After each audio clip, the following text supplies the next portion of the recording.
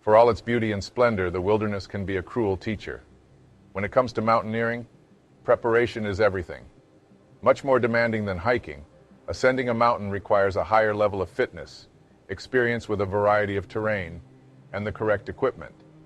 From training your body and making sure you have the technical skills for a safe, successful climb to training your mind for the endurance ahead, there's a lot to do in order to get yourself ready.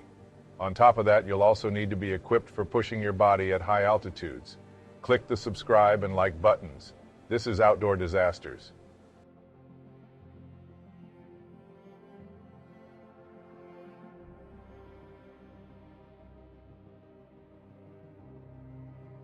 Standing at 12,000 feet, Mount Hood is the highest point in Oregon and the fourth highest peak in the Cascade Range that stretched from Mount Garibaldi in British Columbia to Mount Lassen in Northern California.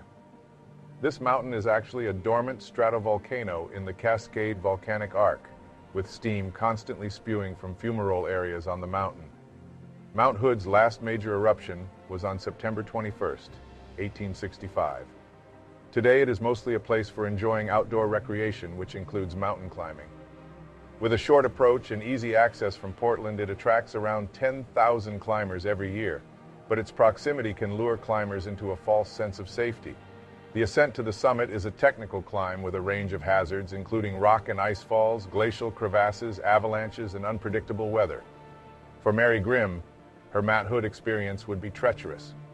Mary Grimm is an avid hiker and mountain climber and had reached as high as 14,000 feet on the Pacific Crest Trail and taken a number of detours to climb peaks off the route.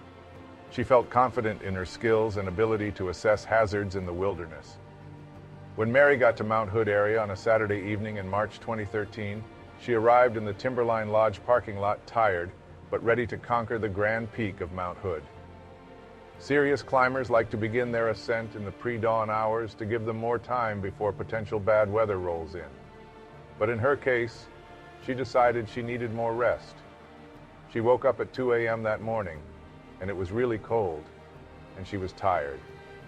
Mary rolled over and went back to sleep. When she awoke again, closer to 10 a.m., she got up and was ready to tackle the climb.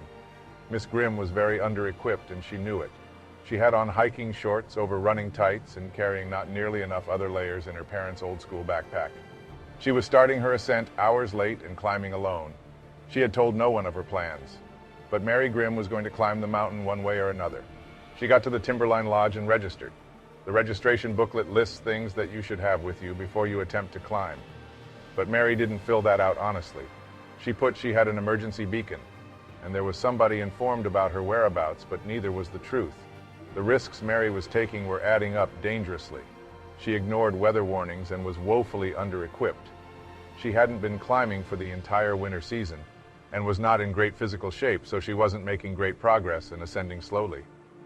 When she stopped to take a breather, a snowboarder is there with her and asks her if she was making a summit attempt. He says, "You know, it looks like a whiteout's rolling in." Mary replies, "Oh, it'll probably clear over." At this time, some climbers are making it down the mountain. The snowboarder shouts, "What are the conditions like?" "Terrible. Icy and awful, I'm going down," the climber replies. The snowboarder looks at Mary as she just shrugs. The snowboarder jumps back on his board. "Okay, well, be safe," he says as he's gliding down the mountain. Mary continues ascending the mountain. It was starting to snow lightly and the temperature was dropping quickly. As Mary continued up the mountain, the wind was picking up. She was wearing only microspikes on her boots to grip the ice and had an ice axe for stability. And she was struggling. It was getting colder, and her hands were not doing well with her gloves already soaked. She was alternating hands. One was used for stability, while the other was in her jacket to keep it warm. Then the whiteout came, and Miss Grimm had really low visibility. Then suddenly through the white, she sees a sheer black wall of ice-covered rock. It was insurmountable. It was here Mary finally realized she needed to head back down. But getting back down in these conditions will be very difficult given how very under-equipped she was with lackluster gear. She was wet, and it was cold.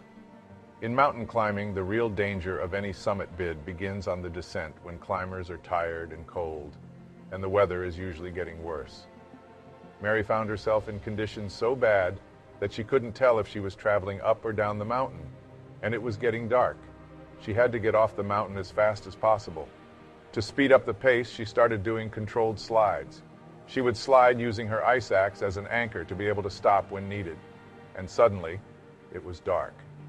She pulled out her headlamp and turned it on, and right in front of her was a crevasse that she would have slid into if she didn't stop. "Oh, thank you, God, for not letting me die. And I've got to take this a little slower at this point," she said. She continues descending. She was able to get past the cloud that was sitting on the mountain. She saw the lights of Portland, which in some cases would be a welcomed sight. But Grimm realized she was on the west side of the mountain, not the south side where her vehicle was parked. She was now far from where she needed to be. She was trudging through the thigh-deep snow, trying to work over to the edge of the glacier. As Mary pushed on, she stumbled onto the track of a backcountry snowboarder and decides to follow it. But the zigzagging path was hard to follow. She became confused and worried, so she abandoned it. Soon, she found herself down climbing boulders and ice blocks over a stream into a snow-filled canyon, then climbing out of it onto a ridgeline where most of the snow had blown and melted off. The trek was grueling, and at this point she was forced to rest. She pulled out a tarp and built a fire using a Nutri-Grain wrapper bars as a starter and slept for about 40 minutes before waking up still disoriented and completely exhausted. She wanted to get moving, so she set off across the snowfield, but the snow was chest deep, and she was barely getting anywhere. In the distance, she spotted a tree line on a slope. Believing that the snow would be shallower there, she makes her way to the tree line. From one tree trunk to another tree trunk, Grimm was climbing her way up through the icy rock and trees. The slope got steeper as she went up.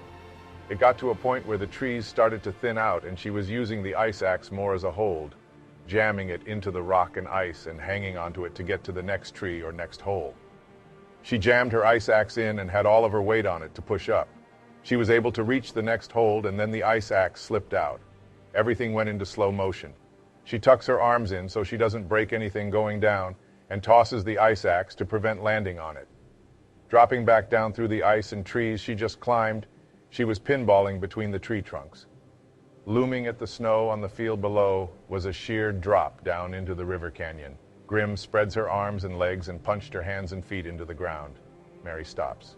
She sat there for a minute saying, "Well, I'm not dead, and that's good. And as far as I know, nothing is broken, can still move all my limbs." As she stood up, she stumbled and realized that there was something wrong with her left leg. She decides to wait until the morning to assess her injury. She was able to make a snow cave for the night, and as best as she could, nestles herself in her makeshift shelter.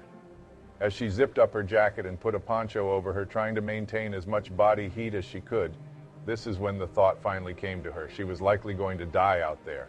She pulled out a camera and made a short goodbye video for friends and family. She was shaking, spasming uncontrollably from the cold. She was dozing in and out, but she realized later that she had to get off the mountain or she'll die right there of hypothermia. She got up and took a look at the wound on her leg. She covered it back over her tights. "I'm not going to mess with that because I don't know what to do, and it's not bleeding, so that's good," she said. She gets up, takes a step, and stumbles again. It took about 20 minutes to get back up because her right foot was sprained. Her left leg has a big gash. Her right foot is sprained. She was in dire straits. She was at the mercy of search and rescue at this point, but she had not told anyone she was going to Mount Hood to climb. She made the decision to stay put. If she drops any lower the canyon, she'll be under the tree line and won't be easily spotted. She got back into her snow cave and spent hours calling out in case there was anybody out there. The weather had improved since Sunday, but there was still a low cover of clouds along with occasional snow flurries. Mary spent her day trying to melt snow in her water bottle by breathing hot air into it, so she'd have a few more drops to drink. At one point it rained, and she used her poncho to collect the water. When dawn came on Tuesday, small avalanches were cascading down the mountains, some pelting her with snow. She decided she had to move to a spot where she'd be less exposed. She started crab crawling across the snowfield to get out from under the canyon wall. She had very low energy and with small rations, so it was a slow, grueling crawl the whole day. On that Wednesday morning, she kept on moving, crawling her way to the ridgeline toward where the trees were. About halfway there, she gasses out. "I had nothing left. And so again, I carved out a little shelf for myself and had my Keebler crackers and my Nutri-Grain bar and hunkered down," she says. She considered just ending it and being done with it. The next day, the sun came out for the first time. The dirt was warm, and she was able to put out a couple of bottles and melt the snow in them and actually take full drinks of water. She started a little fire and warmed up her hands. She didn't dare take her shoes off. She didn't want to see what her feet might look like at that point. And by this time, she was out of rations. She had a little bit of chia seed and decided to just save it until desperately needed. Mary had a reputation as a free spirit.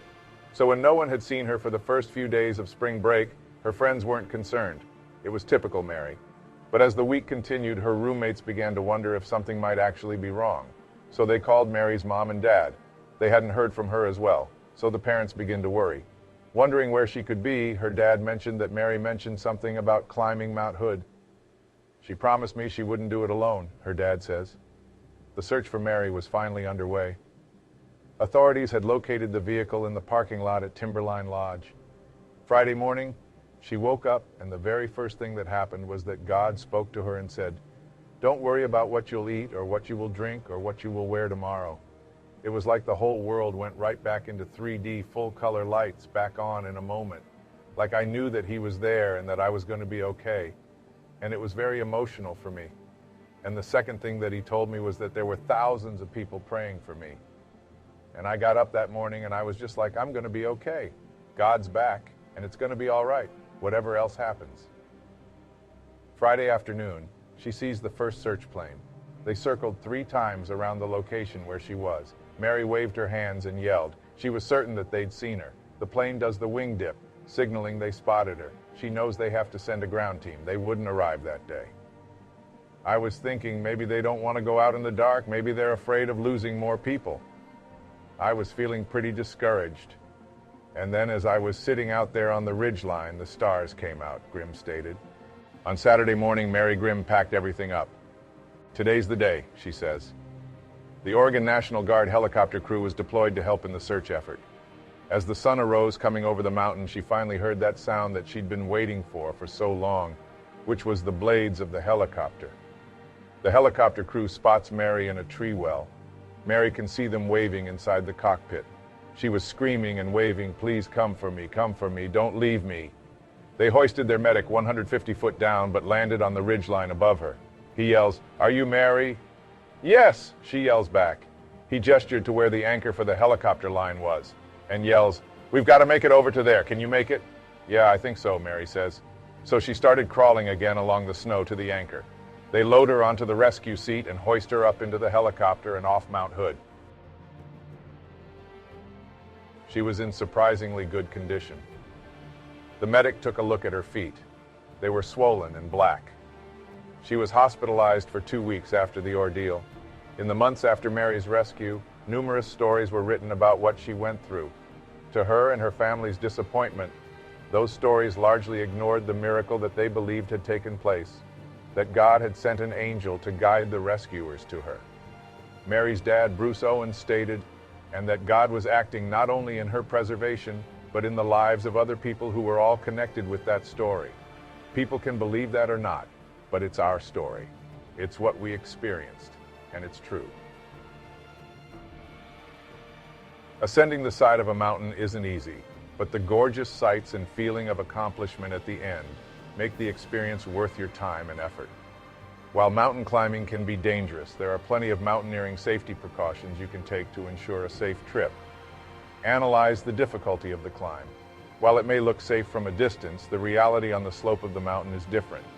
Make sure you over-prepare and you have the proper gear for your trek. Remember to perform routine safety checks on your gear. These checks are essential to mountain climbing safety, and you should go over all of your necessary gear, such as proper clothing and warm, waterproof winter boots for cold temperatures. Climb with a partner, even if you are a seasoned climber. A climber needs to remain focused and aware at all times. Following unfamiliar paths, which can be isolated or steep, can lead to an accident. Before assaulting the mountains, it is essential to know and respect specific safety instructions. Follow these as safety precautions so you can avoid an outdoor disaster.